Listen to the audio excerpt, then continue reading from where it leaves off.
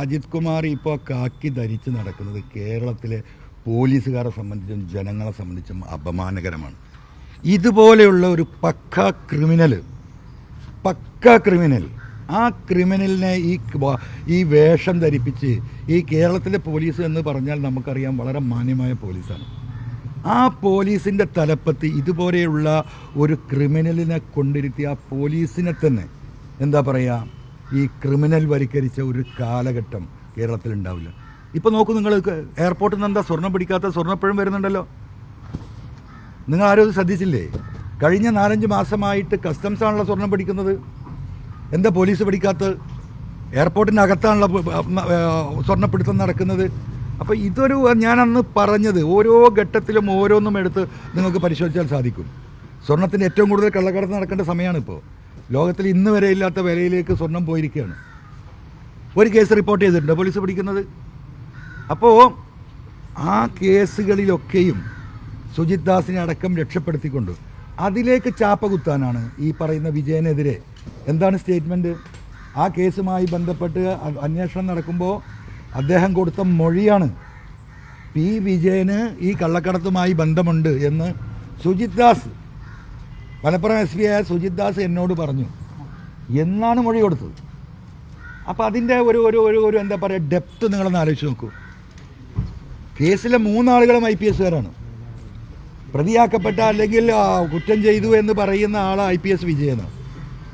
ഇങ്ങനെ കള്ളക്കടത്തുകാരുമായി സഹായിച്ചു എന്ന് സുജിത് ദാസ് പറഞ്ഞു എന്ന് പറയുന്നതിന് IPS. ഇത് ജനങ്ങളോട് പറയുന്ന, അന്വേഷണ ഉദ്യോഗസ്ഥന്മാരോട് പറയുന്ന അജിത് കുമാർ IPS. അപ്പോൾ ഏത് നിലവാരത്തിലേക്ക് കേരളത്തിലെ പോലീസ് ഉദ്യോഗസ്ഥന്മാരുടെ എന്താ പറയുക അവസ്ഥ മാറി. ഇപ്പോൾ തന്നെ നോക്കൂ, നിങ്ങളൊക്കെ മയക്കുമരുന്നിനെതിരെ വലിയ പോരാട്ടം നടത്തുകയാണ്. എല്ലാ ചാനലുകളും രംഗത്തുണ്ട്. ഇപ്പോൾ കഴിഞ്ഞ ഒരു 1.5-2 മാസമായിട്ടാണല്ലോ ഈ മയക്കുമരുന്ന് കേസ് ഇത്രയും പിടിക്കപ്പെട്ടത്. എവിടെയായിരുന്നു ഈ പോലീസ്? ഇത് കേരളത്തിൽ ഇന്നും ഇന്നലെയും തുടങ്ങിയതല്ലല്ലോ. നമ്മൾ ആവർത്തിച്ച് കേരളത്തിൻ്റെ നിയമസഭയിലടക്കം ആവർത്തിച്ച് പറഞ്ഞ വ്യക്തിയാണ് ഞാൻ. അതിനെ സപ്പോർട്ട് ചെയ്തതിന് ആരാണ്? ഡാൻസാഫ് എന്ന് പറയുന്ന ഒരു സംഘം ഉണ്ടാക്കി ആ സംഘത്തെ മുഴുവൻ ഈ മയക്കുമരുന്ന് കച്ചവടത്തിന് ഉപയോഗിച്ചിരുന്ന അതിൻ്റെ ഒരു ഭാഗമായി നിന്നിരുന്ന പോലീസ് സേന ഡാൻസാഫിലുണ്ടായിരുന്നു. ഞാൻ കൊടുത്ത പരാതിയിൽ പറഞ്ഞിട്ടുള്ളതാണ്. അപ്പോൾ ഒരു ഘട്ടം വന്ന് ജനങ്ങൾ റോഡിലേക്ക് ഇറങ്ങിയപ്പോഴാണ് പോലീസ് ആക്ഷൻ ചെയ്യേണ്ടി വന്നത്.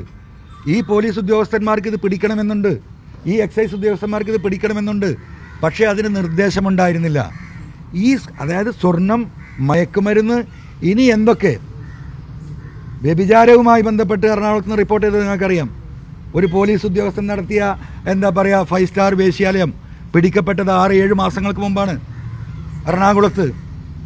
അപ്പം പെണ്ണ് കച്ചവടം, സ്വർണ്ണ കച്ചവടം, മയക്കുമരുന്ന് കച്ചവടം ആരാ നടത്തുന്നത്? ഈ അജിത് കുമാറിൻ്റെയും ഈ സുജിത് ദാസിൻ്റെ ഉൾപ്പെടെയുള്ള ഈ സംഘത്തിൽപ്പെട്ട ഒരു വിഭാഗം ഈ കേരളം അങ്ങനെ ആക്കി. അതിൻ്റെ പരിണിത ഫലം ഓരോന്ന് വരികയാണ്. പക്ഷെ ജനങ്ങൾ നിസ്സഹായരാണ്. നമുക്ക് ഒന്നും ചെയ്യാൻ കഴിയില്ല. വേലി തന്നെ വിളതുന്ന കാലം. അതുകൊണ്ട് ഇത് ജനങ്ങൾ തിരിച്ചറിയും. അതിൻ്റെ ഒക്കെ ശക്തമായ പ്രതികരണം നിലമ്പൂരിലെ തെരഞ്ഞെടുപ്പിൽ ജനങ്ങൾക്ക് അതേ ചെയ്യാൻ കഴിയൂ. ജനങ്ങൾക്കൊരു വോട്ട് ചെയ്യാനേ സാധിക്കുള്ളൂ. ആ വോട്ട് പിണറായി സത്തിനെതിരെ അതിശക്തമായിട്ട് നിലമ്പൂരിൽ നിന്നുണ്ടാകും എന്ന കാര്യം നമ്മൾ കാണാൻ പോകുന്ന പൂരമാണ്.